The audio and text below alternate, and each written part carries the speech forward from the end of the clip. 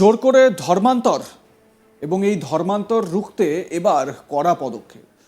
ধর্মান্তর বিরোধী বিল আনার জন্য নেওয়া হলো কড়া সিদ্ধান্ত। দোষী সাব্যস্ত হলে কড়া শাস্তির বিধানও থাকছে তাতে। বিষয়টি রাজস্থানের।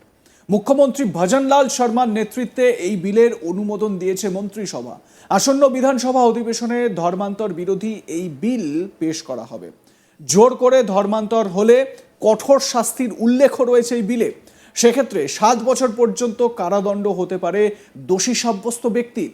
জানা গেছে ওই বিলে বলা হয়েছে কোনো ব্যক্তি ধর্ম পরিবর্তন করতে চাইলে তাকে অন্তত 60 দিন আগে জেলা ম্যাজিস্ট্রেটের কাছে আবেদন করতে হবে।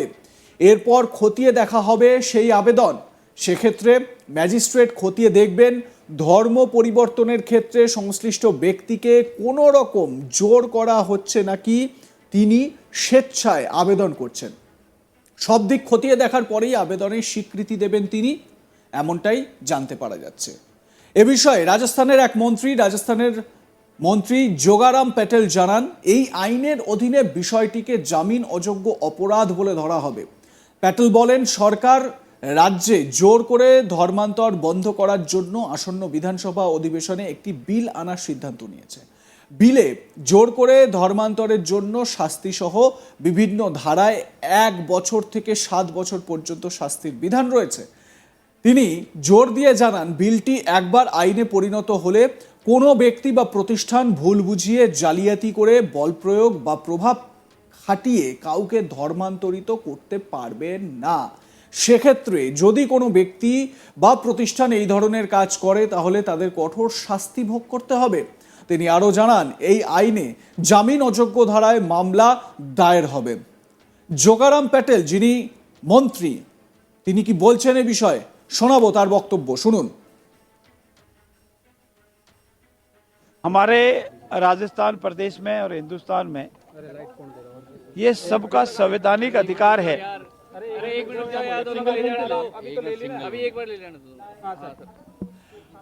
संवैधानिक अधिकार है कि वो अपनी मर्जी से अपने धर्म को माने, धर्म की पालना करे, पूजा पद्धति अपनावे। और भारतीय संविधान का आर्टिकल 25 और सभी जिस समय में उसको धर्म की स्वतंत्रता का अधिकार देता है, मूलभूत अधिकार है। लेकिन प्रदेश में अगर कोई व्यक्ति किसी दूसरे धर्म के व्यक्ति को प्रलोभन देता है, आर्थिक समझबाग बताता है, गलत तवज्जो देता है और उसकी जानकारी के बगैर अगर उसका धर्म परिवर्तन करा देता है, तो इसको हम जबरदस्ती धर्म परिवर्तन की परिभाषा में लाते हैं और उसको रोकने के लिए आज कैबिनेट ने इस बिल को मंजूरी दी है। सर, बिल लागू कब से होगा? क्या ये अभी आज कैबिनेट ने बिल को मंजूरी दी है। अब कानूनी अनिवार्यताएं पूरी होगी, आगामी विधानसभा में बिल पेश होगा और पारित होने के बाद महामहिम राज्यपाल के पास जाएगा, राष्ट्रपति महोदय के पास जाएगा और उनकी मंजूरी के बाद कानून बनेगा और फिर लागू होगा। सर, सजा के प्रावधान क्या कुछ रखे हैं? सजा के अलग अलग प्रावधान हैं। अगर कोई व्यक्ति जबरदस्ती धर्म परिवर्तन कराता है तो पहली स्टेज में कम से कम 1 वर्ष, अधिक से अधिक 5 वर्ष, और कोई समूह के रूप में करवाता है तो कम से कम 2 वर्ष और अधिक से 7 वर्ष, और कोई अधिक बार करवाता है, दूसरी बार कोई रिपीट करता है तो डबल प्रावधान है।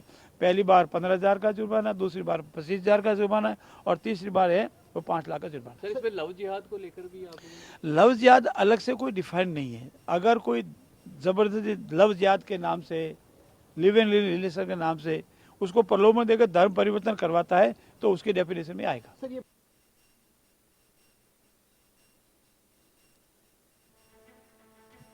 এরপর মন্ত্রী আরও বলেন, রাজস্থানের বিভিন্ন অঞ্চলে এমন অনেক রিপোর্ট পাওয়া গিয়েছে যেখানে জানা গিয়েছে সংশ্লিষ্ট ব্যক্তির অজ্ঞাতে তার ধর্ম পরিবর্তন করানো হয়েছে, পরে তাদের পস্তাতে হচ্ছে।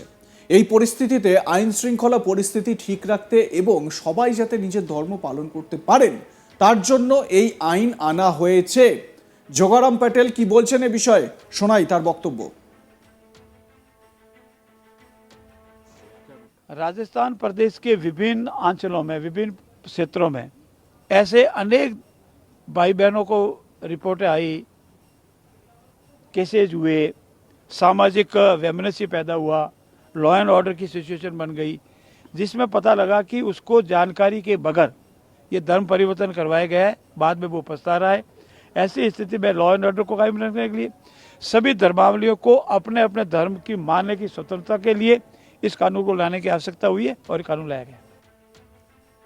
অন্যদিকে রাজস্থানের উপমুখ্যমন্ত্রী প্রেমচাঁদ বৈরওয়া বলেন, অনেক ক্ষেত্রেই মানুষকে তাদের ধর্ম পরিবর্তন করার জন্য প্রলুব্ধ করা হচ্ছে, তা তারা জানতেন না। ধর্মান্তর নিয়ে অন্যান্য রাজ্যের নিয়ম নীতিও আলোচনা করা হয়েছে, তারপরেই শাস্তির বিধান উল্লেখ করা হয়েছে। এই বিল আইনে পরিণত হলে জোর করে ধর্ম পরিবর্তন বন্ধ হবে বলেই আশা করেন তিনি। পাশাপাশি মুখ্যমন্ত্রী ভজনলাল শর্মা সোশ্যাল সাইটে জানিয়েছেন, বেআইনি ধর্মান্তরের বিরুদ্ধে বা ধর্মান্তর বন্ধ করতে প্রতিশ্রুতিবদ্ধ রাজস্থান সরকার। একই সঙ্গে জোগারাম প্যাটেল, যিনি রাজস্থানের অন্যতম মন্ত্রী, তাকে এই প্রশ্নটাও করা হয় যে লাভ জিহাদের ক্ষেত্রে কি ব্যবস্থার সংবিধান রয়েছে বা কি ব্যবস্থার সংস্থান রয়েছে। তো সেক্ষেত্রে তিনি বলেন যে লাভ জিহাদের ক্ষেত্রে যেরকম কড়া সরকারের আইন রয়েছে সেই রকম আইনই চলবে, কিন্তু মূলত যে বিষয়টা সেটা হচ্ছে গিয়ে জোর করে ধর্মান্তর হবে না। ধর্মান্তর বিরোধী বিল রাজ্যে আসতে চলেছে, মানে ভারতবর্ষের একটি অঙ্গরাজ্য রাজস্থানে আসতে চলেছে, এবং যেখানে কোনো ব্যক্তি যদি অন্য কোনো ব্যক্তিকে ধর্মান্তর করতে চাপ দেন, প্রলোভন দেখান, যে কোনো রকম অছিলায় ধর্মান্তর করান, সেক্ষেত্রে সেই ব্যক্তির কড়া সাজা, জেলে থাকতে হবে, তাকে জেলে স্বাভাবিকভাবে জেল খাটতে হবে এবং জরিমানারও সংস্থান রয়েছে এক্ষেত্রে।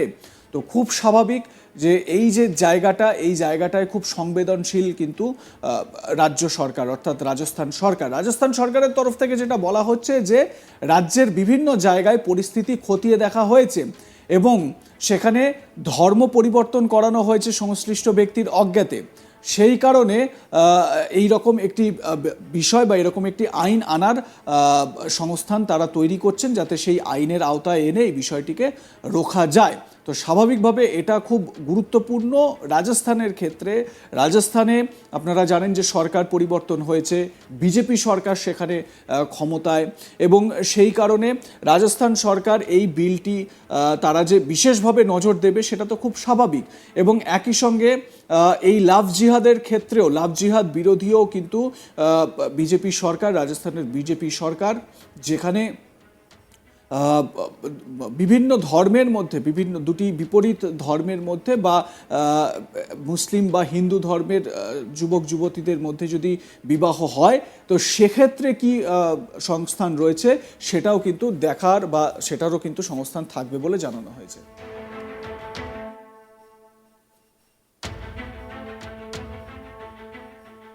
এ বিষয়ে আপনাদের মতামত কি জানাতে ভুলবেন না। দেখতে থাকুন আজ তাক বাংলা, সাবস্ক্রাইব করুন ইউটিউব চ্যানেল।